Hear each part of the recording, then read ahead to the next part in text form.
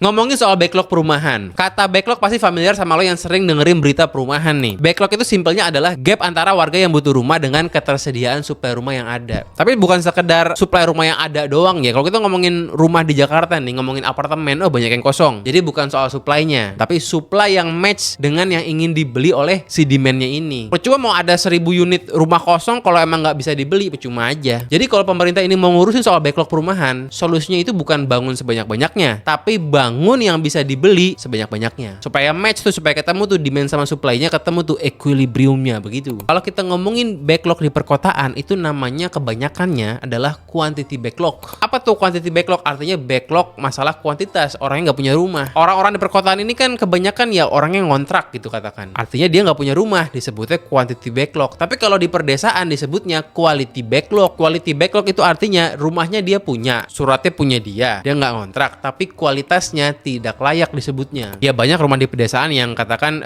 dia tuh banyak black moldnya, lembab banget, MCK-nya pun nggak layak, jangan-jangan BAB sembarangan. Nah, itu disebutnya quality backlog. Tapi yang paling sedih nih ya adalah orang-orang yang ditinggal di slum-slum area nih, kebanyakan di perkotaan, itu disebutnya hybrid, quality and quantity backlog. Udah rumahnya nggak layak, itu pun bukan rumah dia, itu pun dia ngontrak. Nah ini yang paling kita sedih gitu. Ya kalau ngomongin soal quantity backlog di perkotaan, itu sudah pasti solusinya harus rumah vertikal. Kenapa? Karena tanah di kota itu kan mahal. Ngomongin tanah nih ya, tanah itu merupakan kurang lebih kalau di harga jual rumah itu bisa jadi penyumbang 60% mahalnya harga rumah. Karena bangun rumah itu sebenarnya nggak mahal-mahal amat ya. Kalau bangun rumah yang biasa itu kan per meternya paling 5 juta lah. Kayak kontraktor-kontraktor yang borongan gitu ya. Quantity backlog itu mesti rumah vertikal, tanahnya sedikit, unitnya banyak ke atas. Nah kalau backlog yang kualitas, quality backlog yang di perdesaan itu, pemerintah harusnya memberikan namanya tuh budget buat renovasi. Ya Prabowo itu kan bilang dia pengen ngebangun 3 juta rumah, tapi ngebangun ini bukan sekedar ngebangun dari nol doang. 3 juta ini termasuk yang renovasi juga. Ya renovasi itu tentu untuk rumah-rumah yang quality backlog. Pertanyaannya yang gue bingung, kalau misalnya pemerintah ngasih budget buat renovasi rumah di pedesaan nih, itu kontraktornya siapa? Apakah kontraktornya warganya sendiri? Kalau kontraktornya warganya sendiri, itu kira-kira bakal dikorup gak duitnya? Itu kan pertanyaannya. Dari info yang gue dapet sih ya, kalau misalnya nanti ada renovasi rumah di pedesaan tuh, itu budgetnya 20 juta per rumah dan ditargetkan buat 1 juta rumah di pedesaan lah. Nah tapi yang repot adalah yang hybrid tuh, yang quality and quantity backlog. Masalahnya kalau dia itu ngontrak di tempat yang nggak layak, pemerintah itu nggak mungkin tuh ngasih duit buat ngerenovasi rumahnya, karena kan rumahnya bukan punya dia. Jangan-jangan rumahnya punya juragan kontrakan orang kaya lagi. Ya bisa aja kan ada juragan nih punya kontrakan 1000 pintu, tapi kontrakannya jelek semua, tapi kan juragannya orang kaya. Pemerintah nggak mau ngasih duit buat orang kaya, kan rugi, jadi nggak adil. Makanya jadi bingung nih orang-orang yang quantity and quality backlog ini. Ya gimana ya? Ya tentu yang paling gampang didata dan dipindahkan ke rumah vertikal.